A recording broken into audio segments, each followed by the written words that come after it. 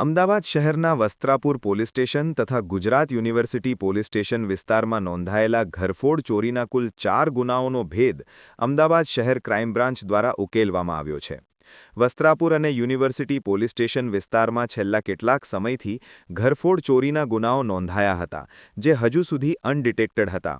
આ ગુનાઓની ગંભીરતા જોતા અમદાવાદ શહેર ક્રાઇમ બ્રાન્ચ દ્વારા ખાનગી રાહે વિશેષ તપાસ હાથ ધરવામાં આવી હતી.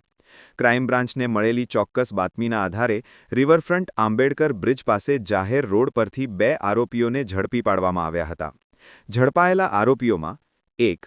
રણજીત ઉર્ફે રણવીરસિંહ રામજીભાઈ નહિલા, ઉંમર 37 વર્ષ, રહે ગોતા, અમદાવાદ, મૂળ વતન ગડિયા, તાલુકો કપડવંજ, જિલ્લો ખેડા, અને 2. યોગેશ ગોરધનભાઈ પડિયાર, ઉંમર 35 વર્ષ, રહે પાલનપુર, બનાસકાંઠા, મૂળ વતન રાજપુર ગાયકવાડ, જૂનો ડીસા, તાલુકો ડીસા. બંને આરોપીઓ પાસેથી કુલ રૂપિયા 1,32,552નો મુદ્દામાલ કબજે કરવામાં આવ્યો છે.